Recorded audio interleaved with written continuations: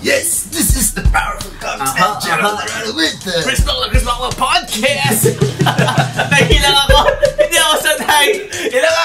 Ilang buwan tayong nawala, Chris Bacla. Muli nagbabalik, Jet. Anong nangyari sa atin? Kaya nga. Miss na tayo ng ating mga kaibigan. Well, podcast. life happens. Life happens. Well, kaya paminsan-minsan mag-ano naman tayo.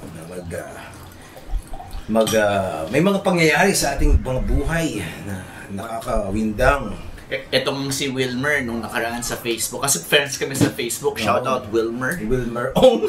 Hindi si Wilmer. Sino ba si Wilmer? Wilmer Ong, ano yun? Yung basketball player sa Ginebra. Sino si Wilmer dyan? Si Wilmer Paran. Wilmer Paran. Tropa natin doon nakaraan si Wilmer Paran. Nag-comment dun sa aking memories of Sausawan Podcast. Nakita ko yun, minsan nalilimutan kong mag-ano Sabi niya, guys, it's been weeks. Oo nga. Wala pa kayong bagong topic? Pasensya ka na, Wilmer. Kung gusto mo pumunta ka dito. Oo nga. At gisingin mo kami. Alam mo, ang awkward nung bago naming setup ni Gerald ngayon. Oo. Kasi wala akong monitor, wala akong mic. Hindi ko alam kung maririnig pa talaga ng maayos tong boses. Maririnig yan. Kasi isang camera lang tayo ngayon. Medyo simplistic ang ating next 2 episodes. Pero meron tayong paparating na mga fancy shit. Oo nga. Sa ating mga kagamitan dito sa Sausawan Podcast. Ang maganda lang ngayon, hindi ko na kailangan ngaragin si Gerald kung paano mag-setup. Kasi wireless na masyado. Oo. Wireless na. Halos napaka-compact na yan, di ba? Oo nga Well, wala na mga abubot sa lamesa.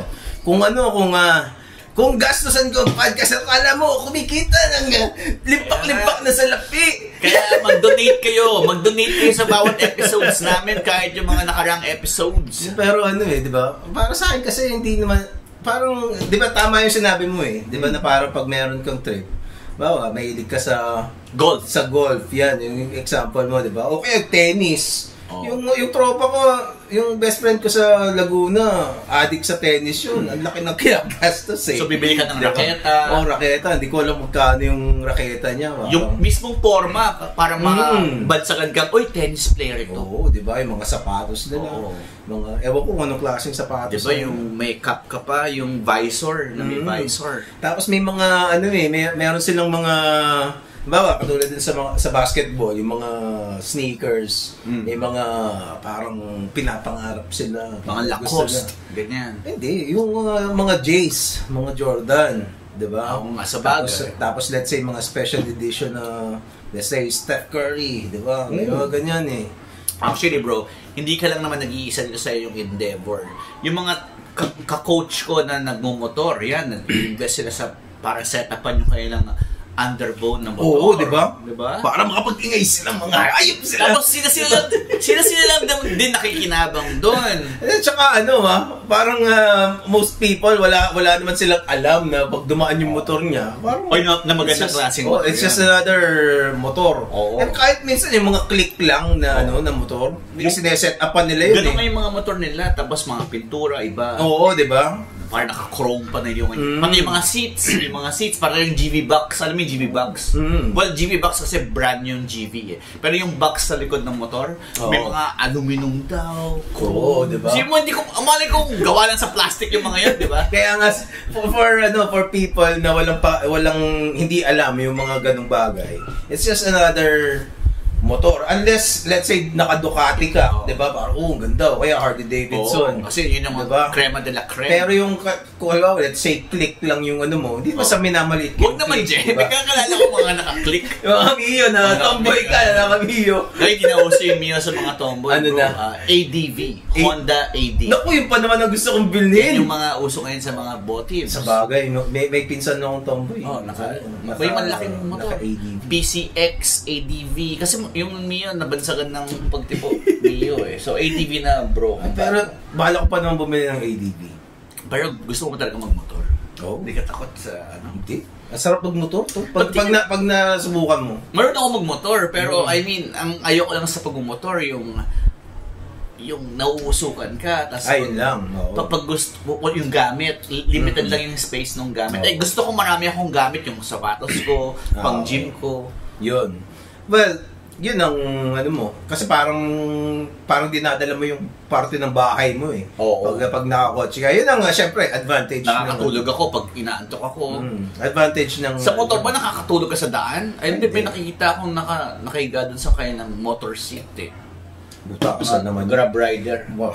Bayagan ka bigla. Sa tutulog. Tutulog ka dyan. Pero nakakita ko ginagawa nila yan, bro. Ano eh. Meron ka pa nga namatay eh. Oo. Sa pagod yata. Oo. Natagpuan siya nakahiga doon sa upuan niya ng motor. Sa motor? Oo. Kasi pwede mo higaan yun, tapos nakaangat yung paa mo doon sa may handle. Oo. Handlebar. Kaya tapos namatay siya Pag namatay siya doon, siguro sa pagod.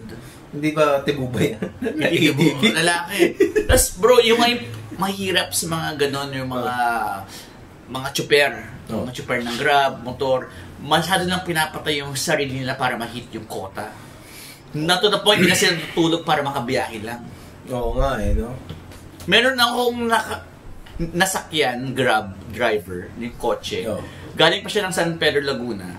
Tapos pumunta siya ng Maynila para mag-donate ng dugo sa fellow Grab driver niya na ka-aneurysm. No? Dahil siya daw yung number 1 sa group nila eh. Oh my God, yung nagka-aneurysm? Oo, tas naputukan siya ng ugat, tas kailangan ng blood donation. So, may mga Grab na kayo sa Laguna eh. Oo. So, dumayo pa siya sa Maynila na hindi naman niya rota para mag-donate sa ka-teammate niya. Talaga? Kawawa naman. Grabe, aneurysm. May nakaka-recover ba sa aneurysm? Magpapa-surgery ka niya. Oo.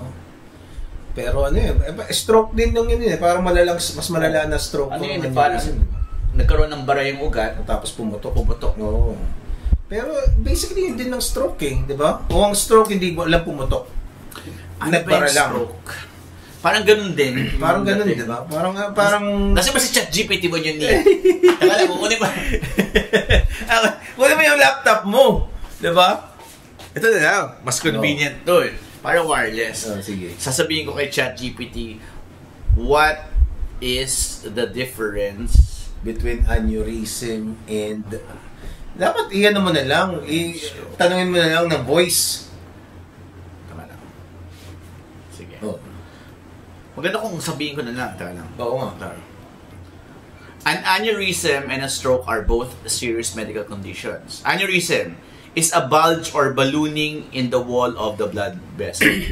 So parang may bara, tapos lumobo siya, pumutok. Okay. Stroke. A stroke occurs when the blood supply to the part of the brain is interrupted or reduced, preventing brain tissue from getting oxygen and nutrients. So, pareha silang bara, pero yung isa lumobo, pumutok. Ito naman, yung daloy ng dugo. Nawawala. So, yung bara lang yung stroke, yung aneurysm yun ang ano? Pumutok. Oo. Sobrang pressure siguro. Ito bang nangyari kay Isabel Granada yun? No? Yun, aneurysm. Di ba ang fit ng babaeng yun? Pwede kang ma-stroke habang nag-workout, bro. Naniniwala ko doon. Kasi yung pressure ng weight eh. Tapos syempre, hindi ka humihinga usually pag mabigat yung load. Kaya hindi ako nagmamalakas masyado talaga eh. Kailangan mo talaga mag-lift ng heavy kung gusto mo ng change sa katawan. Kaso, progressive. Oo, progressive talaga. Hindi siya ora-orada. Aaralin mo muna yung technique, yung breathing, before ka mag-lift ng heavy. Kasi, naalala ko yung isang coach doon sa Anong masasabi mo dito sa pangyayari na ito? Sige. Chris Bakula. Sige. Meron na nag-gym ako sa aking bagong gym. Tapos sa pangalan. Sa Surge. Nag-name drop ka, huwag ka mag-name drop din. Wala naman problema Okay, hindi naman Pero gusto ko lang tanungin ng opinion mo. Everything is good with me. Wala naman akong sama ng loob. Okay. Pero nung time na yun kasi, intriguing lang kasi, di ba, nag-gym ako. Tapos, merong machine doon na pang legs, yung para dito sa thighs. Leg extension. Oo, ganun. Tapos, doon sa katabi noon, meron ding yung parang squats na machine naman, di ba? Ano nangyari dyan? Lobat ba yan? Hindi. Parang landing ng airplane. Hindi, okay, wala yun. Ewan ko. Smith machine ba tawag doon? Hindi ko alam eh. Basta yung parang squat siya. Para din sa legs yun. Pero kasama yung... Wala siyang barbell sa likod? Meron. Oh, Smith machine Oh, yun. So, nandun yung... May nagtatrabaho doon. Tapos, yung coach... merong coach yung nagaganon. Nag-Smith machine. Oo. Nag-squat sa Smith machine. So, yung nung gagamitin ko yung yung pang leg extension, bigla akong pinipigilan ng coach. Sabi niya, bro, wag mo gagamitin niya nung kumbaga parang nire-reserve niya. Nire-reserve niya. Sabi ko, parang medyo nakapwesto na ako eh. Sabi ko, hindi pa naman kayo tapos dyan eh. So, wait lang, di ba? Kumbaga parang umano na ako. So, umangal ka.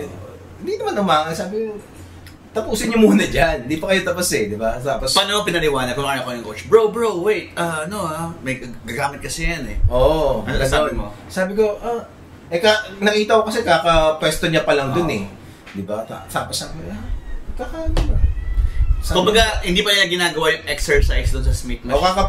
Kakaupo niya pa lang doon. So, superset ba gagawin nila? Hindi ko alam eh. Kasi ang superset, 2 exercise yun in 1 set. Kunwari, yung squat, 10 reps yun. After nun, straight ka dun sa leg extension, 10 reps, 1 set. Ganun. So, wala ka dapat pahinga. Okay. Jump ka. Tapos saka ka pahinga. Parang feeling ko ganun yung... Anong paliwanag niya sa'yo? Hindi ko masyado pinansin eh. Kasi parang nung sumagot ako, parang bumalik siya dun sa Kala ko okay na. So, ang ginawa ko, pumesto na ako doon. Tapos, nag-reps ka nag-reps na ako. Nag-1 set. Naka-headphones din na kasi ako nun. Tapos maya-maya, tinatapik akong ganyan. Tapos sabi, bro, okay ka na ba? Kasi yung sabi ko, hindi ba? Pero sabay na kayo. Pwede naman ganun eh. Dun sa leg extension, pwede sabay. Hindi eh. Isa nang upuan dun. Hindi, I mean, sabay parang alternate. Parang, kasi ganun sa gym yung etiquette. Parang, bro, ilang set ka pa ba? Sasabihin nung gumagamit nung machine o whatever. Bro, 2 sets pa. Pero pwede ka pang sumabay. Sa itan tayo. Parang alternate. So parang after ko, ikaw, tapos after mo, ako. So pwede pala yun. Yun yung etiquette. Okay. Hindi ko alam yun. So sabi bro, parang medyo... Baka akala niya ayaw mo may kasabay. Hindi ko alam eh. Hindi ko alam kung ano akala niya eh. Kasi nakikinig ako ng Wala din kasi dun yung focus ko. Nakikinig ako sa podcast. Hindi ko na maalala kay... Pero dapat enough mo muna. Oo nga, tinanggal ko. So, ano yan? Parang ganun. Tapos ka ba, bro? Tapos sabi niya, bro, okay ka na? Yun ang sagot niya. Sabi mo, hindi pa, may... Sabi ko, kasi, ganito eh. Parang... sabi niya? Parang, gusto ko, parang... Kasi, i-explain niya siguro sa akin yung sinasabi mo. Na parang superset yun. So, after na dito, next naman kami dyan. Hindi ako familiar dun eh. Dun sa term na yun. At saka hindi niya sinabi yung superset. Dapat minsan kasi mga coach na kulang sa sa the way they explain things. So hindi lahat kagaya ko na magaling. Ang thing ko doon, parang ang dating, parang naging awkward, parang naging suplado pa ako eh. Parang ka pa yung mali. Parang suplado pa ako, tapos sasabihin niya, ang mangyayari, ma'am, ayaw magpagamit nun. Ayaw babae ba yung gumagamit? Hindi, lalaki din. Sir, ayaw magpagamit. Di ba parang ang mangyayari, ako pa yung mapapahiya doon sa... yung long-haired guy, yung pala yung mayabang, ayaw paggamit na. Di ba? Kumbaga parang unnecessary conflict na ginagawa niya para... Which is... Tingin ko, narinig niya na sinabi ko na hindi, tapusin mo muna yung dyan, di ba? Parang feeling ko dapat... Baka nangyayari niya sa'yo, bro eh. Kasi meron kang, parang, mas maliit pa sa'yo yung coach. Hindi naman, malaki rin katawan eh. Baka mas matangkat pa sa akin ng konti yun eh. Pero, I mean, in terms sa size, parang, almost the same ba? Oo. Hindi ka naman maliit, di ba? Hindi. So, baka na-intimidate yun sa presensya mo, parang, mabait naman siya, pero lang siya, parang it just created something awkward. Una, I was annoyed. I was annoyed kasi parang nasira yung concentration. And makikita sa mukha mo yun. Diba? Tapos I already said no. Diba? Tapos hindi kasi ganyan. Parang gusto niya parang ipagpilitan yung ano niya, yung gusto niya mangyari. Although ina-explain niya lang. Well, I can just assume na siguro superset yung gagawin niya ng client niya. Baka nga. Hindi lang niya na-explain sa'yo kasi may headset ka. Tapos feeling niya, tapos baka in respect sa'yo, ayaw din niyang masyadong ma-istorbo ka rin. Oo nga eh. Pero dapat, kung ako yung coach na yon, tas ikaw yung client na or gym member na hindi maintindihan yung sinasabi ko, pwede ako maghanap ng iba pang papagawa. Kaya nga eh, di ba? Kasi bilang coach, lalo na pag peak hours ng gym, hindi mo pwedeng suluhin yung mga gamit. Kaya nga. Kasi ang daming members eh. Nagbabayad din naman sila, di ba? Exactly. Wala silang PT. Diba? Kasi minsan may mga coach sa mga gym, dahil wala lang PT yung member, minamaliit nila yung mga member. Ako na-experience kayo ng member ako dun sa home club ko dyan sa putang inang Malabon. Diba? Yung branch ng putang inang Malabon na yan. Porket ba wala akong coach? Minsan pag nagpaspat ako dun sa coach, sasabihin sa akin, next time sir, huwag niyong bibigatan na. Talaga? Kaya nga ako paspat eh. Diba? Kaya coach ka, diba? Diba? Hindi nga lang kita binayaran, pero member ako ng gym mo. Diba? So parang safety, diba? Dapat you want utmost safety sa lahat ng members. May coach man o wala. Passive-aggressive eh, no? So dun ko na-feel dun sa branch na yun, pag wala kang coach, hindi ka tuturing na parang you matter sa gym. Hindi mo naman kailangan gawin parang second-class citizen. Tama, hindi mo naman kailangan gawin VIP yung lahat na kung member lang. Pero at least maging decent ka lang. At saka ang nakakainis kasi doon, parang ayokong maging rude dun sa kliyente niya eh. Oo. Diba? Na parang sinasabi ko, na dapat, gets mo na yun eh. Hindi pa nga hindi pa ako... Oo. Kumbaga sinabi, I already said no. And it's not your problem. Oo, diba? Kasi nagbubuhat ka lang din dun eh. Saka hindi sa'yo yung equipment. I mean, ako, pag mga peak hours, nangyayari sa akin yun na sasabihin ko sa member, kung may client ako, bro, pwede ba kami sumabay sa'yo?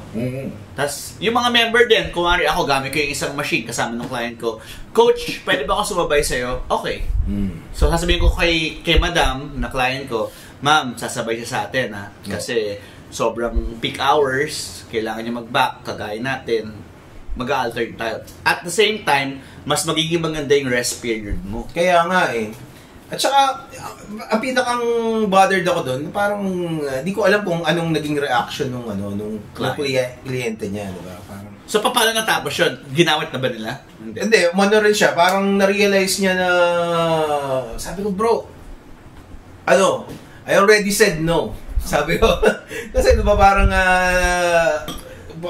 kumbaga parang naalis na lang ako dahil di ba parang mali rin yun eh. Siguro misunderstanding lang. Oo, di ba parang papaalisin mo ako, parang... Paano ba yung exact words na sinabi niya? Bro, gagamitin namin eh. Pwede ba umalis ka? Oo, ganun. Hindi, sabi ko, tinatanong niya kung bro, tinatabik niya pa kung gano'n. Nakakailan na nga yun. Oo, di ba? Kumbaga parang nakikita niya, nagseset ka ba? Tapos kakatapos mo lang, kakabagsak pa lang nung last rep mo. Tapos biglang gagawin. Tapos sabi niya, tapos ka na? Oo, tapos hindi ko naririnig kasi naka-headphones nga ako eh. Sabi, sana hindi pa, may mga 2 sets pa siguro ganyan. Tapos kasi bla bla bla bla bla bla. Tapos nagpa-panic siya. Di ba? Oo. I mean, he could have said to you na bro, alternate tayo. So papahinga ka muna, yung client ko naman yung next gagamit. Siguro hindi ko rin masyadong naiintindihan yung sinasabi niya kasi wala nga dun yung... Pero ngayon, dahil alam mo na yun, Jeff, pag next time naggagawin ka yan, pangunahan mo ng mga bobong coach dyan sa gym mo. Mga banu na coach. Coach? Gusto mo ba mag-alternate? Mag-alternate tayo. Kasi gamit ko to eh. Ako na unang gumamit nito, di ba? Wala yung kliyente mo, di ba? So, ako muna, tas yung kliyente mo, tas kung gusto mo sumabay sa amin, sumabay ka na yung hype ka. Tatlo tayo. Tigisa tayo sa leg extension. Pero okay lang naman. Nakikita ko nga yun eh. Tapos, for sure, naalala niya rin ako. Actually, nangyari din kanina yung ganyan incident. Kasi di ba ako yung head coach dun sa gym namin. Meron akong coach na babae dun. Ayoko na pangalanan. Pero, yung coach na babae, tinuturuan niya yung client niya. Ako, wala pa akong client na inantay ko. So, nag-workout ako. Nandun ako sa gym floor. So, siya, tinuturuan din yung client sa gym floor. Tapos, may member doon na lalaki. Gagamit yata nila yung cable machine. Yung parang magta-triceps yata. Sila yung tricep push down. Tapos, sabi nung coach na babae, Sir, parang nag-start na siya, di ba? Tapos sabi nung lalaki, gagamitin niya yung cable Tapos sabi nung coach na babae, ay, sir, gamit namin. Tapos sabi niya, ay, okay, dito lang ako sa kabila. Tapos sabi niya, kumbaga, kasi babae siya na coach, hindi na niya in-insist na sumabay. Kumbaga naiya na siya. Sabi niya, lipat siya sa kabilang cable. Kasi yung kabilang cable, walang, yung parang clip, yung hook. Pero yung hook na yun nasa baba. Yung hook na yun, wala siya nung lock. So nakaganon lang siya. Dapat may iniikot doon kaso nawala yan. So parang medyo delikado. Tapos inabot ko yun sa kanya. Sabi ko, sir, pwede mong gamitin. Kasi parang, alam mo yung set na gusto niya mag-rep. Tapos syempre, yung kliyente nung coach, syempre, nagpapahinga pa, diba? Kasi di niya alam kung ano bang gagawin ko. Iba gagawin ko, tapos papalitan ko yung bar. Pero kung ako yun, parang, sir, mag-set ka muna. Pero syempre si coach, focus siya sa client niya, diba? So, hindi na niya inintindi kung ano yung iniisip nung ano. Pero ako parang bird's eye view So sabi ko, sir, gamitin mo na lang tong cable. Tapos ito, kaso wala siyang lock. Tapos, nakita siya nung sabi, coach, sabi, sir, wala mga yan. Tapos sabi, hindi, okay lang. Yun. Pero kasi, kundi, parang yung isa, maiinis to dun sa coach feeling ko. Kasi, ang dating parang yung ginawa sa'yo, parang, tapos ka ba ba? Parang gano'n yung nangyari. Doon ako na-irrite Pero ako, quick thinking, sir, gamitin mo to, yung nga lang may risk. Pero gym bro yun Wala siyang pakialam sa risk mo to. Feeling ko nag-steroid yun pero wala akong pakialam sa risk. Makamatay lang naman ako Gusto ko malaki katawan mo. I'm gonna die with a big body. So yung point ko lang nun, kasi parang kung talagang legit ka na. Kasi minsan gusto nang gawin ng mga coach VIP yung client nila Oo nga Hindi mo naman sila maisisi ng ganun. Pero ako pag may client ako, kahit chicks pa yan na babae, hindi ko siya gagawin VIP. Kung talagang... Tingin ko yun ang ano niya. Parang anong siya dun sa kliyente niya. Parang siguro mukhang mayaman Mukhang mayaman na Koreano yung ano niya Kahit ako bro, pinaka-VP ng Abenson, kliyente ko Pero paka-feel ko sa kanya na VIP siya, 2 words. Pero pag dito sa general population na peak hours, ma'am, mag-aantay tayo. Or kung dito, pero hindi ko sasabihin sa kanya. Sasabihin ko sa kanya na ito yung gagawin natin. Di ba niya alam kung ano yung next mong exercise Pero parang kung sa stand-up, natutunan ko sa stand-up comedy yan Alam mo yung joke mo, hindi naman nila alam yung joke mo Pero huwag ka ma-stress kung nagkamali ka. Na-off ka ng isang word, 2 words. Hindi mo nila alam Ibahin mo yung atake mo. Okay. Wala nakita mo ba yung Kill Tony na ano? Ibang topic naman tayo. Okay. merong episode yung na bago yung Kill Tony si Donald Trump tsaka si Joe Biden na impersonator. Si Shane Gillis yung Donald Trump. Ang galing po, tawag-tawa ako kanina bago mamaya papanoorin ko ulit. Para pwede mo ilagay yung clip dito sa episode. Ilagay natin. Ang galing ng tapos si Joe Biden, parang kailangan makita mo Kasi hindi siya masyadong sasalita. He just makes Joe Biden faces. Natawa ako. Ganyan yung mata. Ganyan. Tawa ako ng tawa dun sa Shane Gillis at saka sino yun. Basta, nalimutan ko Basta napaka-epic. Si Shane Gillis, si Trump. Si Trump. Joe Biden, di ba? Ang galing nung impersonation ni Trump. Ano yung role ni Andrew Schultz dun? Hindi, si Tony Hinchcliffe yung nandun. Wala si Schultz. Si Tony Hinchcliffe, tawa ng tawa ano siya? Siya yung... Kill Tony. Kill Tony. Okay. Akala ko tawag doon, Skip. Akala ko Skip. Si pangalan doon? Ano yung kay Schultz? Ano yung pangalan podcast niya? Ano ba yan? Putang ina. Anyway, speaking of Trump, pag-usapan natin ng konti yan. Ilang ano na ba tayo? Hindi ko makita eh.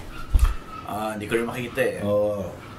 Pero, yung flagrant yun. Bakit kasi ano siya? Undersold. Diba, imaginein mo kung nagtagumpay yung assassin. Yung hit. Would be assassin ni Trump. The hit on Trump, nga. Diba?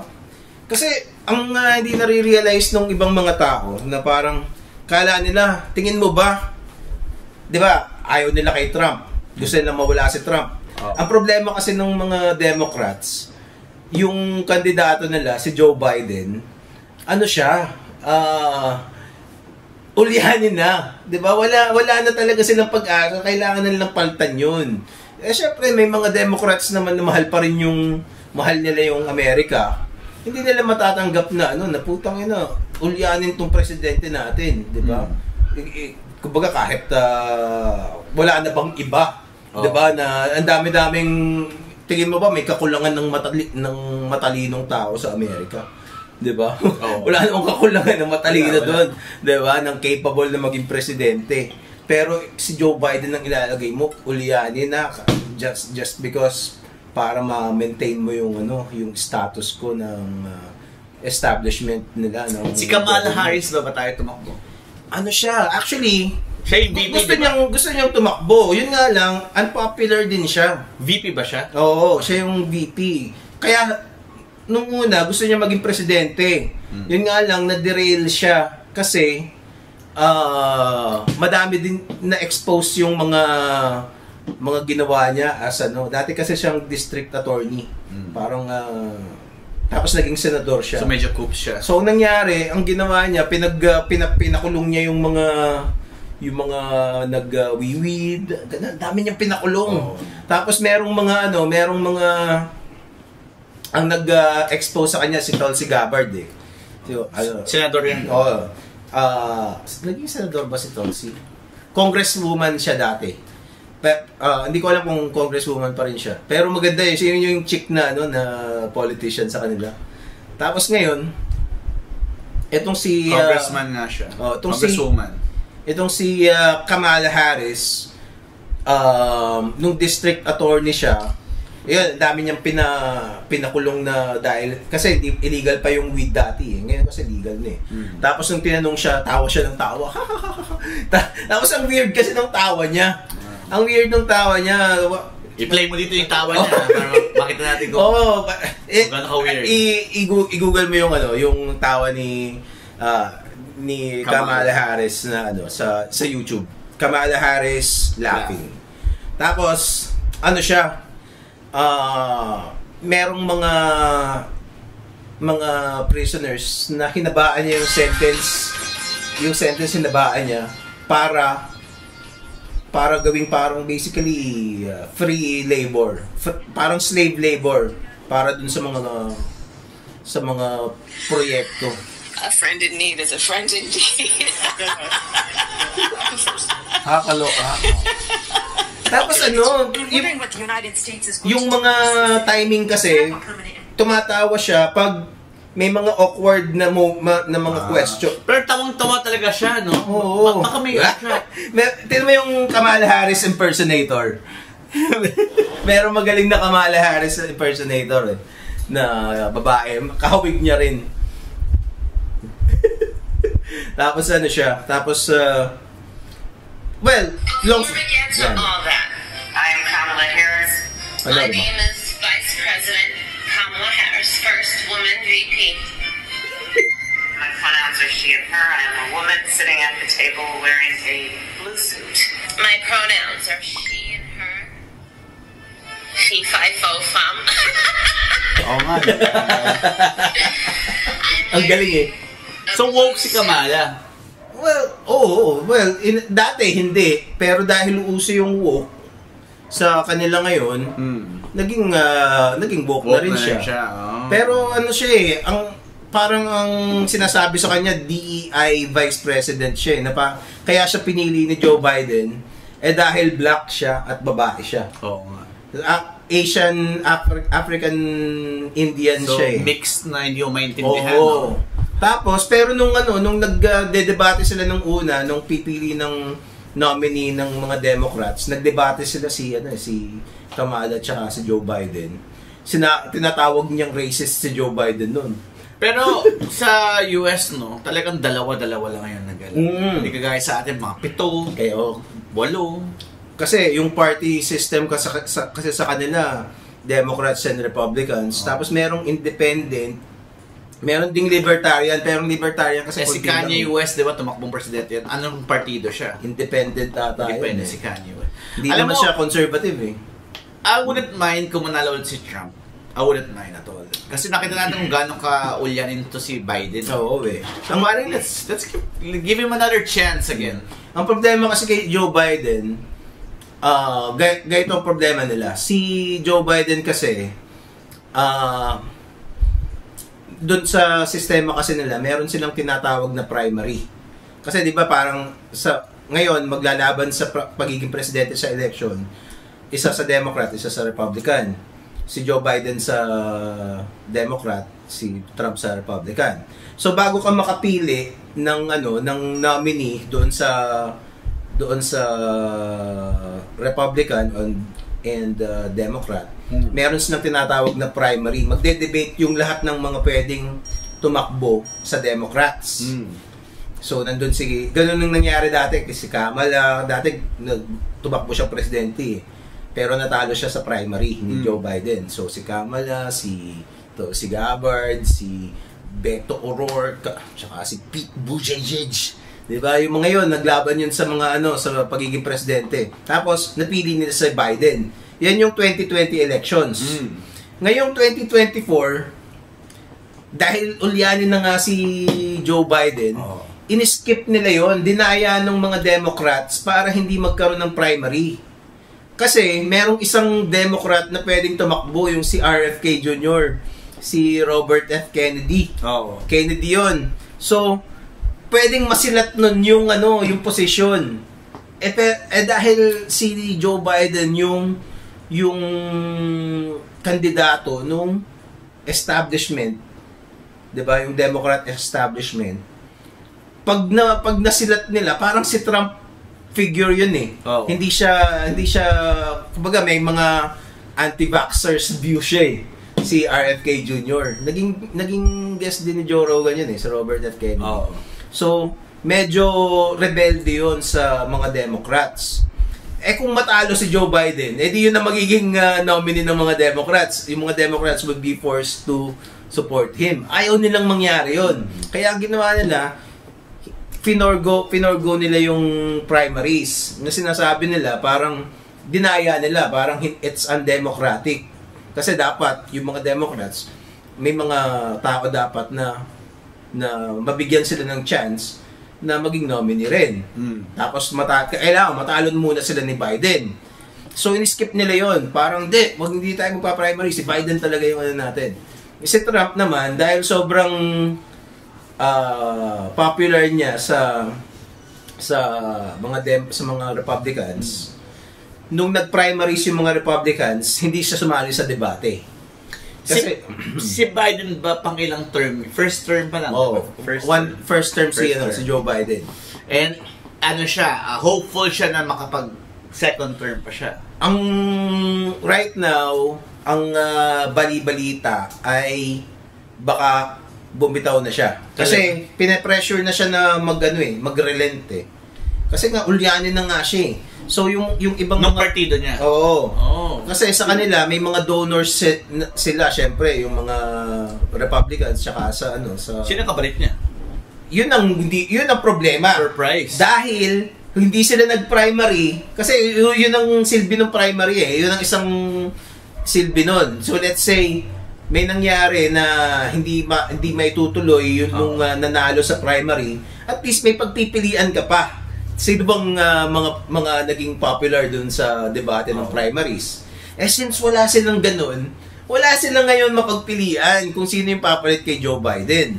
Tapos si Kamala Harris is an unpopular candidate. Oo, hindi siya popular talaga eh. Kaya lang siya pinili ni Joe Biden dahil black siya at babae siya. 'Di ba? Pero for diversity. Feeling ko if ever siya mag-step up eh. Tingin ko siya talaga yung magiging yung papalit. Kasi unang-una, yung mga woke nagagalit sila. Right now, nagagalit sila dun sa mga Democrats. Kasi kung papalitan nila si Joe Biden, tapos hindi si Kamala ang ipapalit nila. Oo naman, syempre, yun ang next in line. Oo, at saka kita mo ipo-forgo mo yung, kumbaga parang i-skip mo yung yung first black woman vice president. Hindi yun ang kukunin mo. Asian ethnicity, whatever. Oo, diba? So, against yun. Kumbaga cardinal sin yun sa wokeness. So ito balik tayo sa local. Kasi nangyayari ngayon sa local nagkakahidwa. May hidwa nitong si VP Sara at si Baby M. Oo. So, di ba, alam na, kasi before ito nangyari kay Trump, yung shooting kay Trump, etong si Sara Duterte, gumawa ng mga nagsalita ng mga uncalled remarks. Uncalled for. Ano ba sinabi niya? Sinabi niya na Tingin ko nagjo-joke siya eh. Pero sinabi niya kasi magsoso na si Baby M. Tapos sabi niya hindi siya sasama. 'Di ba? Kasi designated survivor daw siya. Kasi magde-designated survivor siya. Ano ibig sabihin? Mamamatay ba ang Pangulo? Ibig sabihin, ano ba yung papasabugin ba nila yung yung designated survivor, bro, yan yung series na sumabog yung White House, nadama yung presidente. Ang na-left yata yung Secretary of Defense, basta. Basta yung isang official doon. Siya na yung naging presidente. Oo, di ba? So, ang next in line kasi ng pagiging VP, pagiging presidente, si VP. Long story short, yung designated survivor, pag namatay lahat ng mga importanteng, yung mga top officials ng bansa, yun ang magiging presidente. Tama. Di ba? So may parang nagre-reserve sila, hindi lahat ng mga, katulad yan, nasa VP yun. Parang cabinet member ata yun. Pero hindi mo kailangan gawin joke lahat, bro. Nasa gets ko yung satire shit sa sa American media. Oo. Pero hanggang ngayon iba ang Pinoy eh.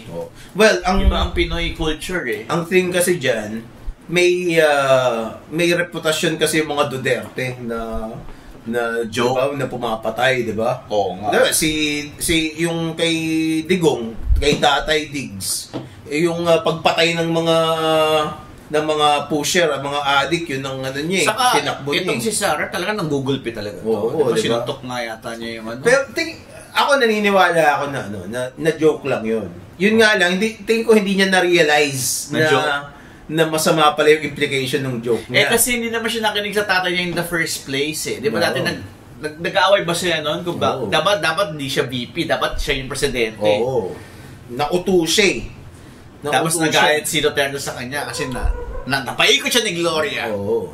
Kasi kumag din naman kasi si Duterte eh. Kita mo, 'di ba? Pinakakumag sa lahat. Kasi 'di ba yung tingin ko maggalit, may tampo si Sara Duterte sa airpot niya eh. Kaya hindi na. Kasi feeling ko si Duterte pagtatay mo siya, condescending siya na wala sa lugar. Na tipong, baka may tumigil kang putang na kumain tayong putang ng gulay. Kain kang gulay na yung ganun, malamang ganun nga yun. Kita mo, Sara mo ang tibo Di ba sinabi ni Sara, na-rape daw siya? Meron siya sinabi na parang naalala ko nga. Rape siya. Tapos ang sagot ni Duterte nung tinanong siya, nagdolo ko lang yan. Di ba? Sino nag-rape sa kanya? Hindi ko alam kung sino. Pero mukha namang parang kaya pala ganun siya, parang masculine.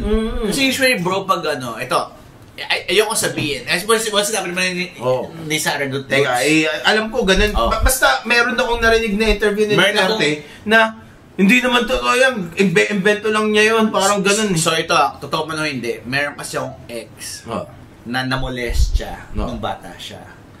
Tapos yung features niya is masculine. Hindi dahil gusto niya maging matapang. Pero dahil kailangan niya maging matapang. Kasi dati nung kikay-kikay siya, babae-babae siya, naabuso siya ng lalaking ito. So, kailangan ngayon maging matapang. Kasi parang ano yun, bro, parang alam mo yung mga Wolverine, kasi parang magmukha ka malaki, parang magiging ferocious ka. Kasi alam mo na parang maliit lang ako, pwede akong patayin ito. Or dati na akong, may mga kaibigan ako nakain na rin ng mga leon, so kailangan ko maging ferocious. So parang, yung ex ko na yun, kailangan niya magbukang masculine, magsalita na parang matapang, para hindi na siya maabuso ng mga...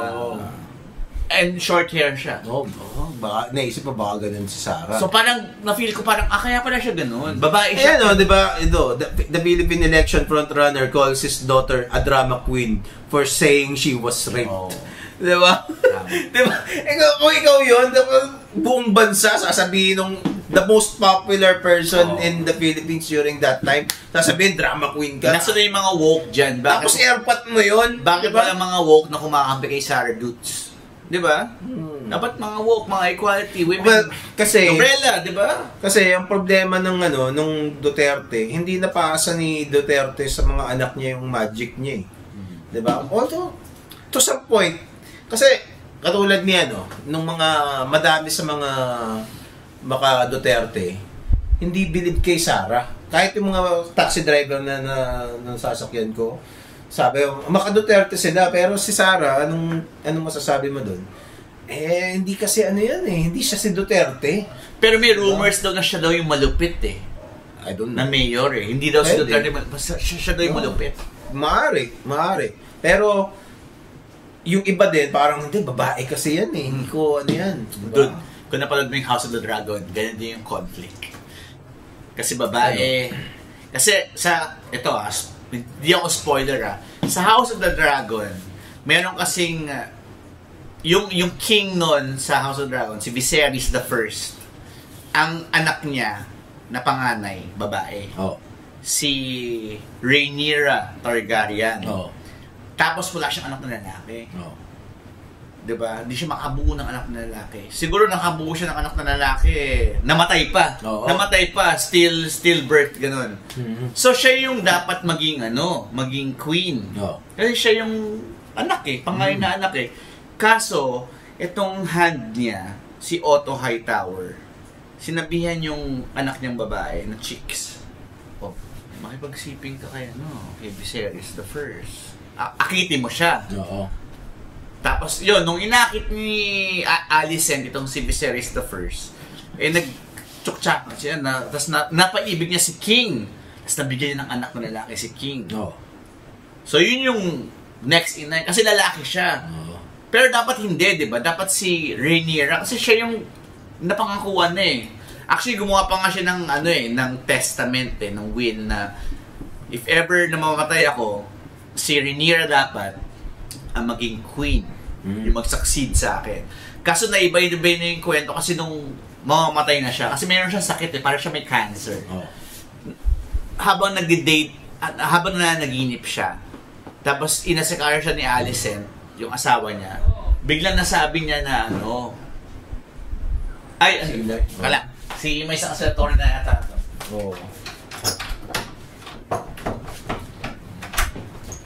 Happy. Wala pa. Tuloy mo ang kwento mo. Ano ba yan? Hindi na bumalik yung dalawa. So ito yung fact up doon kasi habang nanaginip kasi Aegon yung pangalan ng anak nila ni Alicent yung panganay, Aegon. Tapos may Aegon the First, di ba? Yung Conqueror, Aegon the Conqueror. So napag-mix up ni Alicent si Aegon the Conqueror sa Aegon na anak niya. So akala tuloy ni Alicent na yung Aegon na sinasabi niya, kasi si Aegon meron siyang dream na merong magi-stand up sa mga White Walkers. Yung sa panganib na naglalay sa likod ng wall. So akala tuloy ni Alicent, yung king na dapat na maging king, si Aegon niya.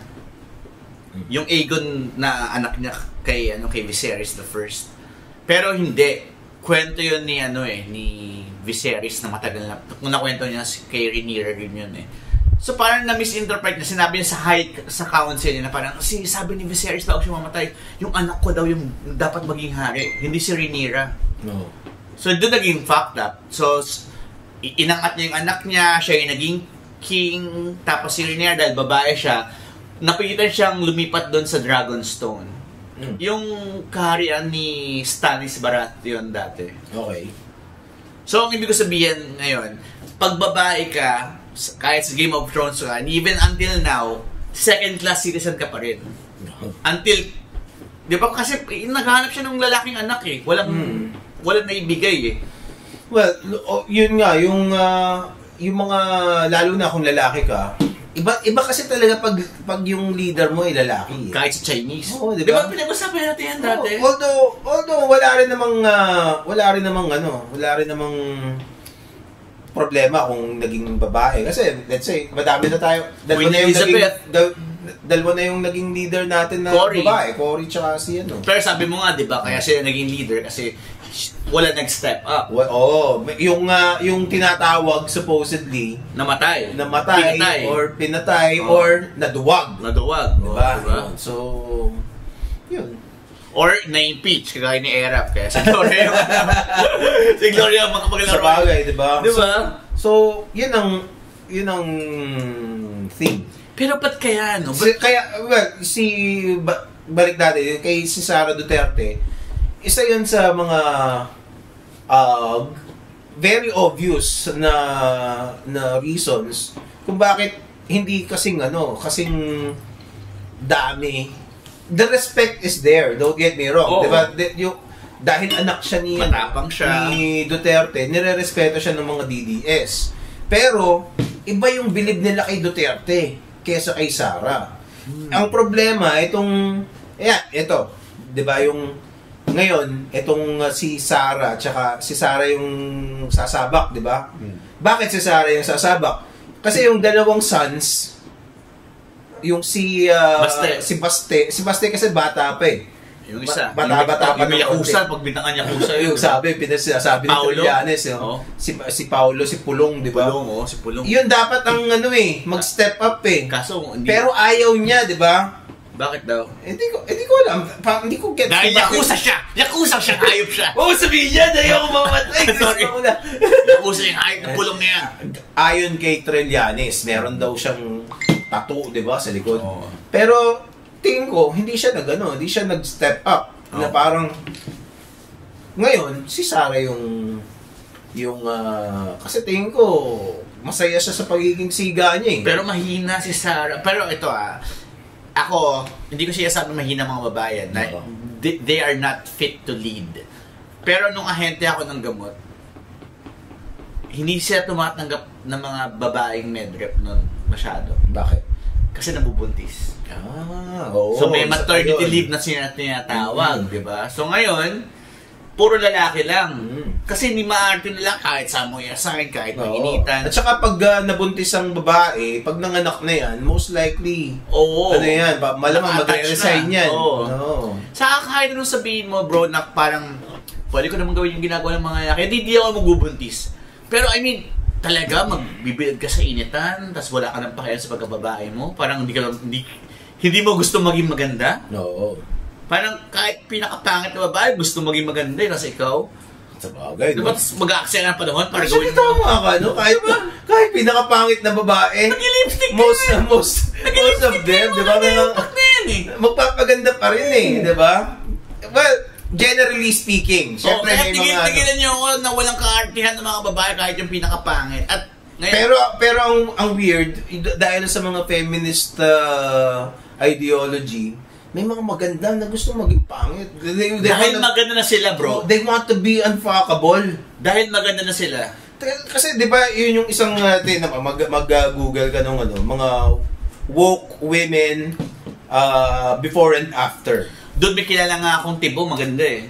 And she's not even trying hard eh. Oo. Pero dahil maganda lang siya for just who she is, she remains fuckable sa ibang lalaki. Meron akong kilala dyan, nakwento ko ba sa'yo? Pero tingin niya hindi siya fuckable, pero Diba, ganun eh. Meron akong nung first day ko sa call center, training namin yun nung,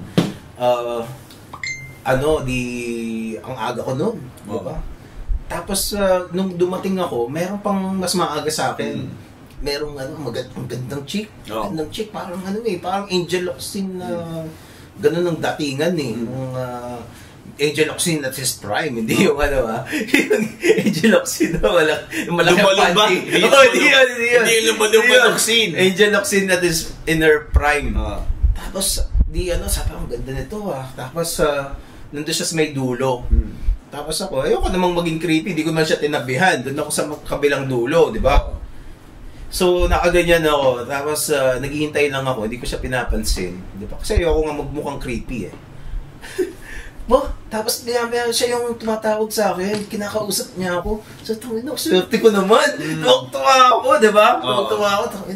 Ako pa yung kinakausap, siya pa yung nag-first move. Di ba? Siya excited. Ang pinag-uusapan niya.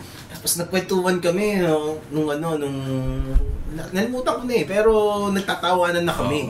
Diba? Parang nagiging flirtatious na rin ako nung time na yun. Medyo touchy ka na dyan. Hindi pa. Hindi ko maalala na. Hindi ko na maalala. Len! Makinig mo ito, Len! Nakwento ko na yata sa kanya. Pero, basta, eventually, long story short, nalaman ko na tigo pala siya. Sinabi niya, meron siyang my wife is waiting for me, parang something like that. My wife? Nung paom, tapos meron na siyang wife ang tawag dito sa karelasyon niya eh. Tapos na-meet ko yun eventually na butch na butch. Tapos siya wala na yung ganda niya. Wala na yung Angel Locsin. Ay, hindi. Yung wife niya. Yung butch na butch. Pero siya Angel Locsin. Hindi naman exactly Angel Locsin, pero comparable.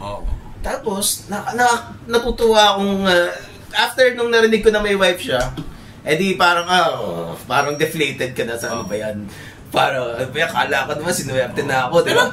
It could be possible na she was attracted sa'yo. Pwede naman. Kasi ako, hindi ka naman makikipag-usap basta-basta. Even yung mga tibo, bro, na-attract din sila sa mga lalaki. Maaari, di ba? Hindi man nila aminin, pero I'm sure merong inner girl sa puso niya na parang gwapo to. Oo, pwede. Gusto ko siya. O kung di man gwapo, I like his style. Oo. Diba? Meron niya. Kasi siya naging actually maaari, posible. I wouldn't claim, pero I wouldn't kasi hindi naman ako sobrang shock kung ganun nga. Kasi parang kung bigyan ka ng attention ng isang tao, flirting yun eh. So pag may flirting, may attraction. At saka yung pagkasabi niya, nung narinig ko parang, nagpanting yung tenga ko na eh. Parang, kinilig ako eh.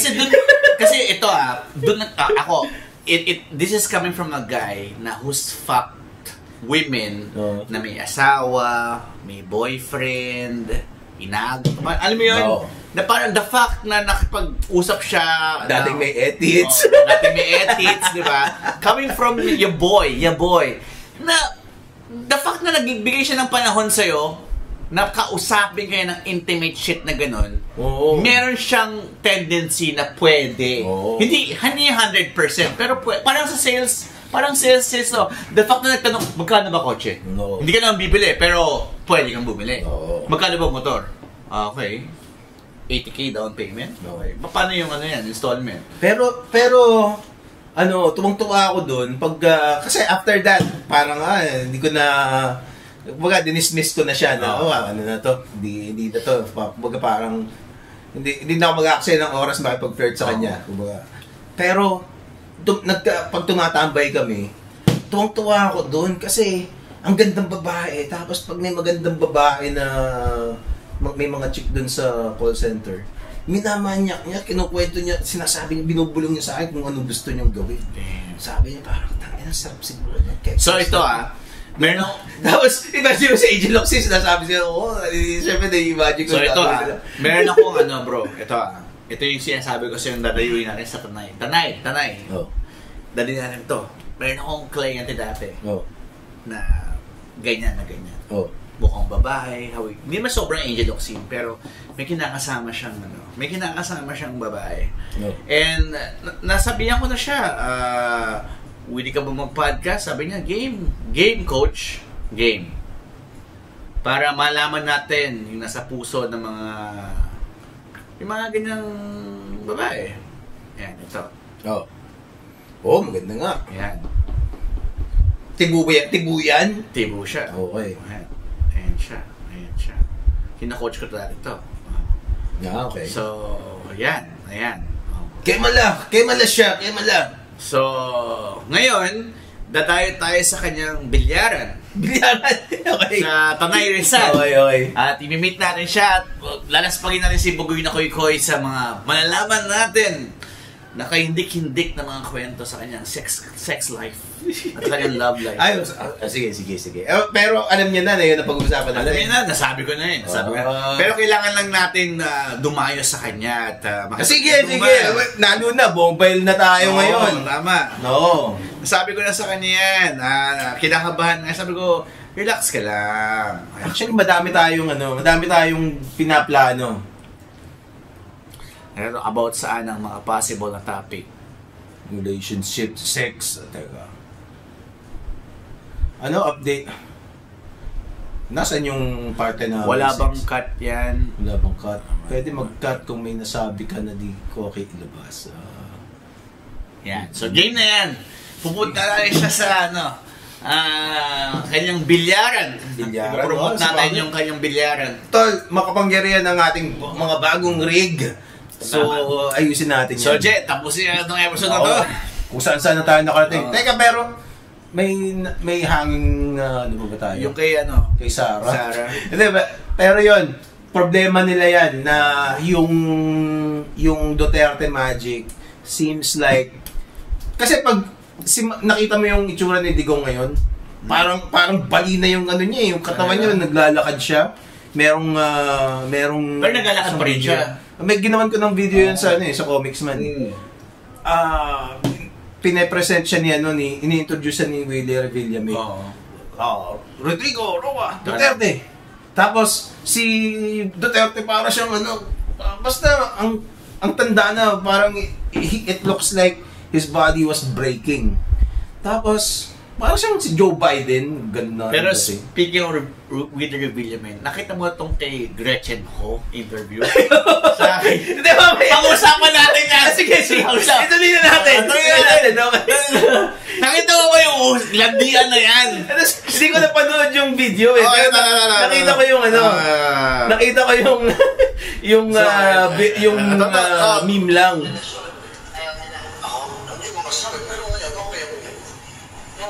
Asawa, no? Gusto mo tayo na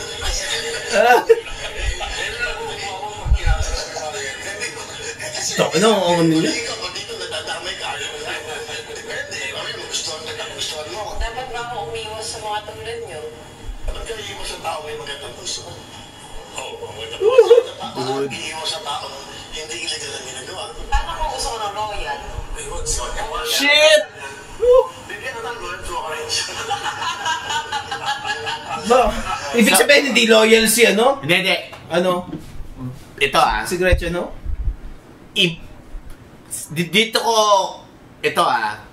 dito nagpe-play yung yung age. Oo.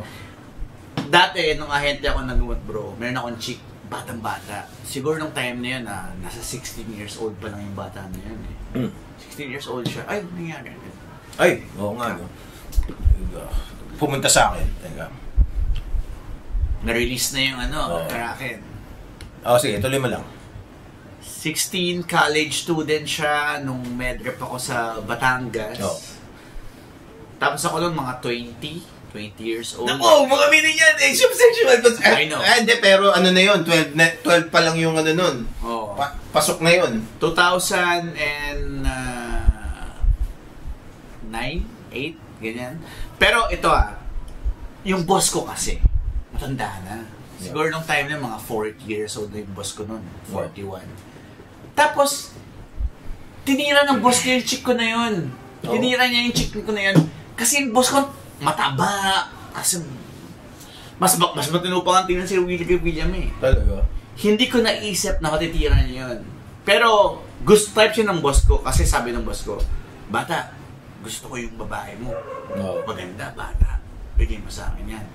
Pagiging okay ka sa akin. Kaya gusto ako ng boss ko kasi ako parang sobra akong eager na bata. Parang wala akong pakialam kasi nakuha ko na yan. Parang di ba hindi akin, para sa atin. Di parang, sige boss, sige, ito yung number niya. Sabihin mo, papaloadan ko siya. Sige, ito. Okay. Loadan ka daw ni Jaja kasi pangalan babae. No. Loadan ka daw ng boss ko. Bakit naman nakakaya naman din?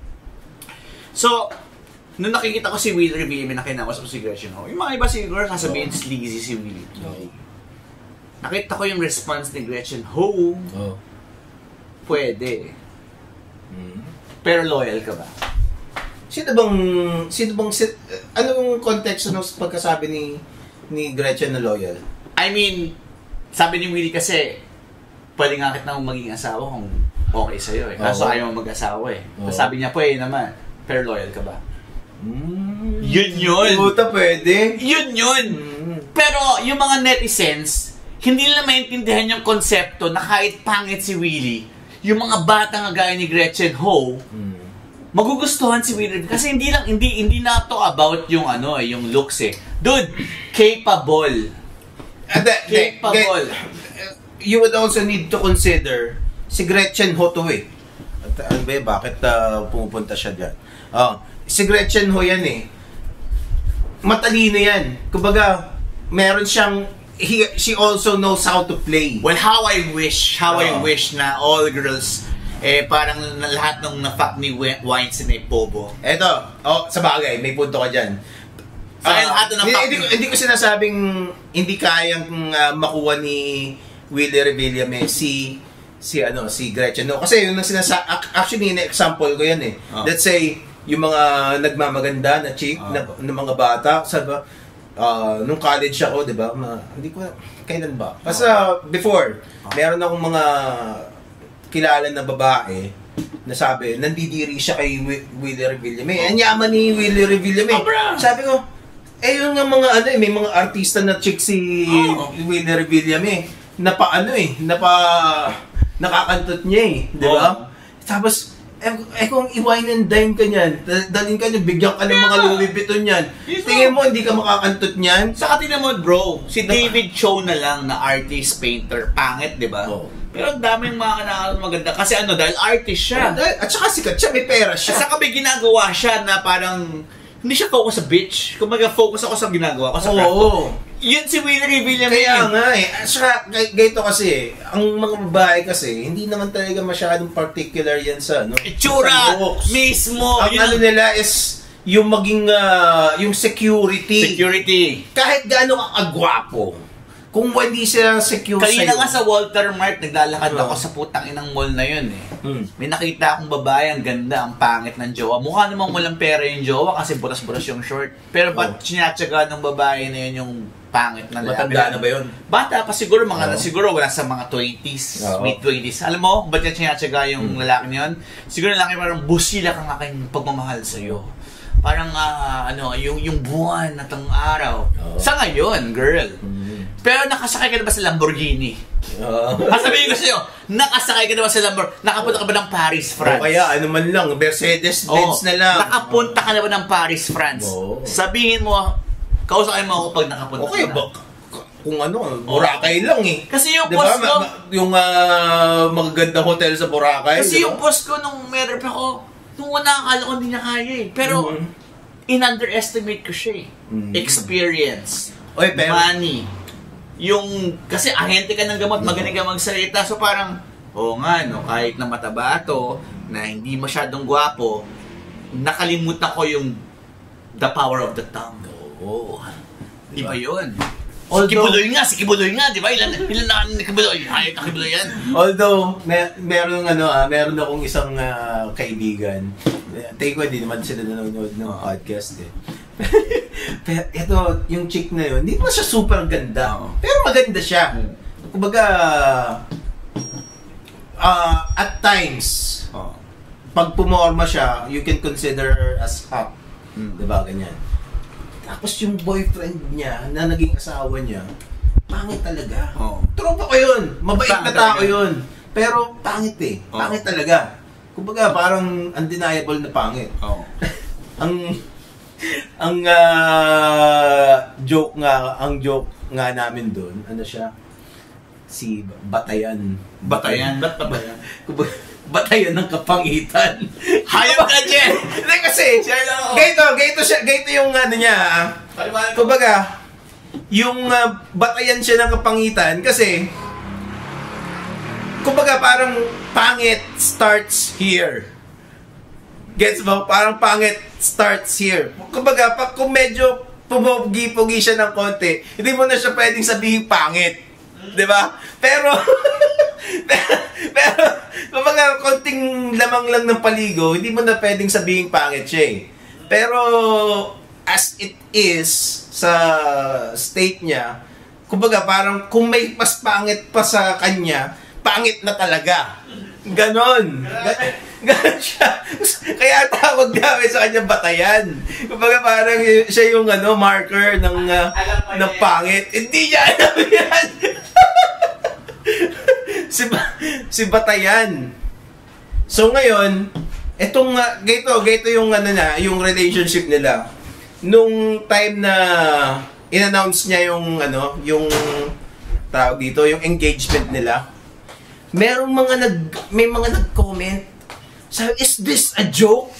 Na kasi yun yung niya eh, yung na parang magpapakasal na kami. Pero yung boyfriend ko. mapera ba siya? Hindi nga eh. Hindi rin, no? You wouldn't say na, well, hindi siya mahirap, pero hindi siya mayaman. Pero yung girl, anong background ng girl? Mas mayaman pa yung babae. Oh. Sa pagkakaalam ko, maybe I'm wrong, pero yung babae is not. Dahil mukhang mayaman, baka mukhang mayaman. Well,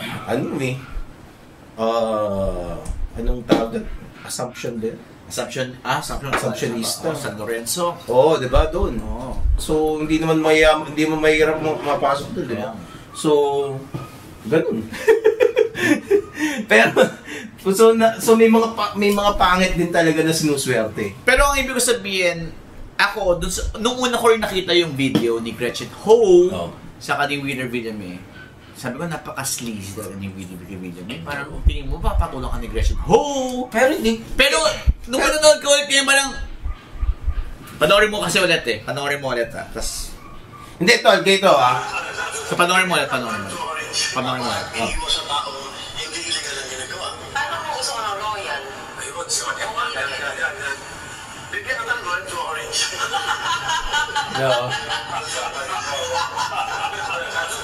Ayun mo. Pag mo ang alam mo, tungkol sa pag-ibig. Pagkukog ka ba, Gretchen? Masaya. Iwanan ka ba? Wala. Wala? Masaya ako mag-isa. Masaya ako mag-isa. Ayaw mo Ayoko ng sakit sa ulo eh. Hindi sakit sa unang boyfriend. Kasi baka magkasal tapos hiwalay na. Ano mapapasal? Alam mo yun? Teka. Oo, ganun din ba? Ano na? Alam akong manage. Alam mo sa akin, tanong kay Gretchen, kung ikakag ka. Pero cute din yung Gretchen Ho eh, no? Mas matangkad sa akin. Alam mo ba kung ba't ko... Alam mo kung sino naalala ko kay Willie Revillame? Napalo ba yung movie na Scarface? Oo. Sino yung diniskarta ni Al Pacino doon? Nalimutan ko na eh. Si Michelle Pfeiffer. Oo. Asawa yun ng boss niya. Oh. Sobrang out of his league. Alam mo ginawa niya yung Al Pacino doon? Dinirection lang niya, I like you. You have no chance, Tony. Oo. No, I like you. Tapos hinalikan niya si Michelle Pfeiffer na. Tapos nakuha rin niya si Michelle Pfeiffer, di ba? Kasi meron siyang confidence. Oo. Yun yung meron si Willie na wala ibang lalaki. Di ba yung confidence? Di ba yung chick niya dati ng newscaster? Ang ganda nun eh. Di ba? Si Cosim? Si Shalani, yung di ba? Kaya nga, doon sa mga haters ni Willie, dude, OG to. Yun nga sinasabi ko dun sa yung mga friends ko na pinandidirihan siya. OG to. Pag pinormahan ka niya, papasundo ka ng driver niya, tingin mo makakaano ka alam dyan? mo, yung mga babae, usually they eat what they say. Minsan nga sasabihin ko, parang kakala ko bahay mo na may kotse. Sinasabi lang nila yun. Tapos yung mga simp, kaya kahit na kahit, akala ko bahay mo na may kotse, ayaw mo na mayaman, ba't kayong bilang anak? Kasi nakikita niya parang, ba't mga babae gusto ng mga ganyan palang, luxury shit sells. Kaya nga. Diba? Parang, Paris! Iba yun eh. Iba yun! Ba't yung mga rapper, papangit naman ng mga rappers, di ba? Oo. Lil Wayne, pero takin na, yung mga chicks nila, mga supermodel. Yung mga supermodel So parang, ito basta may money, power, respect. Sabi nga ni Tony Montana, you get the money, you get the power, and then you get the woman. Anyway. The eyes, Chico, they never lie. Pero siguro last takeaway before we end this. Itong si Gretchen Ho kasi makikita mo yung leftist feminist ideology niya na parang ayaw niya mag-asawa. 'Di ba? Tapos gusto niya na yung mga paniniwala niya na mag-iwalay din naman, parang doesn't believe in marriage, 'di ba? Pero alam mo niyo lahat 'yan. Well, maybe medyo bata-bata pa naman siya. Although medyo tumatanda na rin siya, 'di ba? Maniwala ka, makakaisa si Willie, ganyan. Makakaisa yan. Hindi mo pwedeng i-dismiss yun. Pwede. Makakaisa yan. Maaring hindi. Pero may possibility. May possibility. Diyos ko po. Tingin mo ba hindi magpa-follow up si Willie? At tingin mo ba hindi bibigay si Gretchen Ho? Tingin mo ba hindi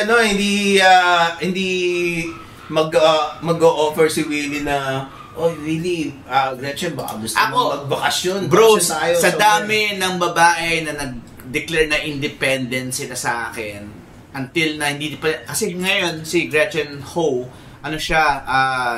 nangangapa si Didim kung ano talagang gusto niya.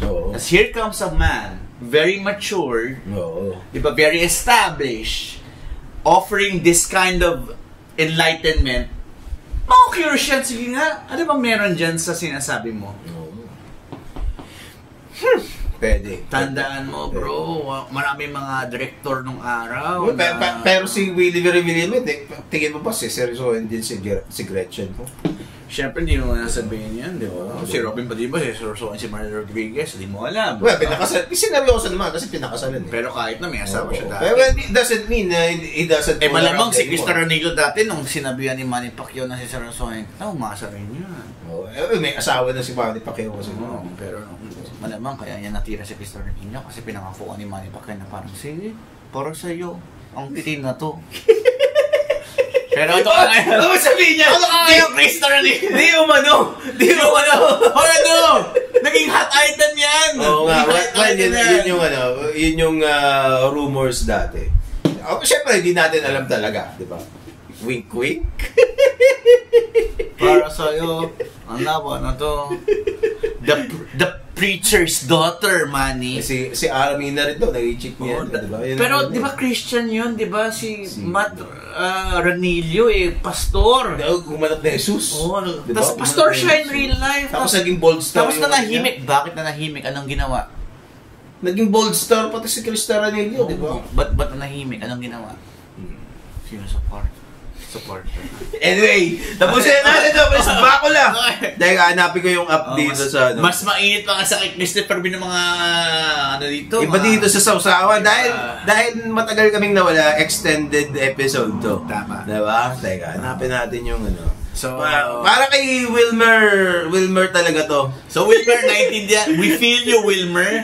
Bakit yung mga tipo ni Gretchen Ho! Teka, ano pangalan ng app na to? Zoom? Teka, hanapin ko lang. Kasi pwede siyang pwede siyang Tapusin natin. Pag may abs ng pera yan. Ipapapake. Pag may abs. Pag may abs ng pera yan. Totoo naman. So, ayaw nila naman. Tapos meron si Gretchen, Kasi totoo naman, kasi ito I'm sure si Gretchen nakipag-date sa mga athlete. Oo. And alam naman natin yung karamihan ng mga athlete namamakla. Sorry. I said, well, hindi ko nito sa akin ng proto ko yun Dude, ang athlete para mga model yan. Hindi pwedeng isang pares ng sapatos lang ang isinusuot niyan. Kailangan yan. Kung basketball player ka, kailangan iba-iba yung sapatos mo. Oo nga. So, paano ka magkakaroon ng iba't ibang sapatos kung estudyante ka pa lang? Kakapit ka sa bading. Sa bading dong. Di ba, namatay na si di ba? Si Nap Gutierrez. Sino si Nap Gutierrez? Di ba ano rin yun? Yung may mga basketballista yun. Marami na lungkot. Ano ba rin sa letron yun? Yung matangkad na bakla. Hindi ako aware niya. Pero, ibig sabihin, sponsor ito ng mga letranista? Hindi ko sinasabi, pero Ako bro, ito well, dun sa mga mapuwa na mga players, ano siya, chummy-chummy siya dun sa mga basketballista doon. Nung medrep ako, ito puro ako medrep, naalala ko lang ulit meron akong tropang Pfizer. Dati siyang point guard ng Lasal, Las Marinas. Tapos sinabi niya sa akin, bro, na nung time na collegiate league siya, meron siyang bakla. Tapos sabi ko, ba't may bakla ka? Sabi niya, kasi kailangan ko ng pera nun Kailangan ko ng magandang shoes, kailangan ko may pang date, kailangan ko ng phone na maganda. Sabi ko, paano yung relationship mo? Inuuto-uto mo? Hindi bro, talagang relasyon talaga. As in, mahal ko. Kasi kung hindi ko mamahalin, hindi ako bibigyan ng pera yan So, nung una napilitan ka, tas minahal mo, so nag-sex kayo, sabi ko gano'n. So, sinuchupa ka. Hindi. Ano daw? Tinitira siya sa puwet. Titira siya sa puwet? Siya yung tinitira sa puwet? Inamin niya sa'yo? Inamin sa akin out of nowhere! Kasi kailangan niya ilabas. Ang weird nga, kasi naglalakad lang kami sa SM noon, bigla siya nag-open na parang, ha? Ba't ka nag-awkward dito? Di ba natin nag-iinuman dito? Bilang yung in-open up kasi siguro baka bakla na siya. Saan tayo mo baka bakla na siya? Hindi ko alam, pero nung ahead na siyang gamot, kasi well off na siya ngayon. Siguro, looking back nung collegiate league niya, tapos kayo na Pfizer medrep siya, okay na yung buhay niya. Parang feeling ko ganun yung nangyari. So, habang naglalakad kami sa mall, barong kami na gusto mayaman, mga XDA kami, yung mga Palm Pilot pa noon, tapos may mga kotse kami sa sarili, na-feel niya na parang, I made it. Hindi na ako kailangan tirahin sa puwet. Pero, gwaping siya, 6-footer yun may abs. Talaga? Diba? Pero hindi siya bakla. Heartthrob. Well, hindi ko na alam. Pero ang ibig ko sabihin yung... Baka na-enlighten siya. Pero chick boy siya nung ngayon kami naman, chick boy siya bro, chick boy siya doon. Marami siya natira mga medrep din. Pero ang ibig ko sabihin, siguro nung time na yun na athlete siya, wala siyang pera And I can just imagine, kunwari kahit sikat ka na, di ba sila Terence Romeo, nalilink kay Labais Ganda yan. Ang ibig sabihin, I can just imagine na akala mo yung kita mo, yung kinikita mo at par na sa luho mo, pero kung maluho ka talaga, kailangan mo ng sponsor. Wala kang pinagkaiba sa mga sugar babies na mga magaganda yung mukha, na akala mo parang independent ka. Talaga bang independent ka? Pero hindi mo gusto magtrabaho, anong gagawin mo? Di ba? Anong gagawin mo? Di magpapakantot ka sa DOM, di ba? Wala nang ibang way around it. Pero ang makikita mo yung mga hot chicks na maganda talaga sa Instagram. Madaming mga may mga sponky na Bro, I'm sure si Pauline Luna bago niya naging Wag mo sabihin yan! Wag mo lang ituloy yan! Pero you get my point. I'm sure she had high hopes. Wag mo ituloy. Hindi, pero naging artista naman si Pauline. Pero, I mean, yung mga men that she dated, di ba? Tapos nauwi lang kay Bossing. I don't know. So, never underestimate yung age ng lalaki. May kilala nga ako Ang akala mo, parang si Big Soto pa, pero may tira yan. Well, ano naman legendary naman ng... Si Willer naman rin. So, parang, kayo mga haters kayo kay Willer William akala nyo, gaganyan-ganyan lang yan. May bubuga yan. Kumbaga, kung bawa, merong chick, tapos nalaman mo, karibal mo si William. Wala na. Game over na. Si Gobixman at si Chris Baula. Sige, okay na. Sige. Hoy, bugoy na koy. Kung may chick ka, tapos reveal mo yung ano mo, kalaban mo, let go. Let go. Move on. Move on ka ng hayop ka. Wala akong kilala, wala tayong kahit anong gawin mong two joints, wala.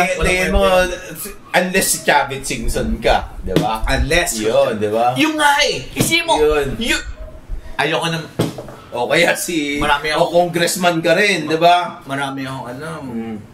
Kasi dati, piloto nung... Ha? Piloto ni Ayoko na. Naku. Yung dati kong ex, yung kanyang brother-in-law, pinatay niya. Yun. May kilala ako.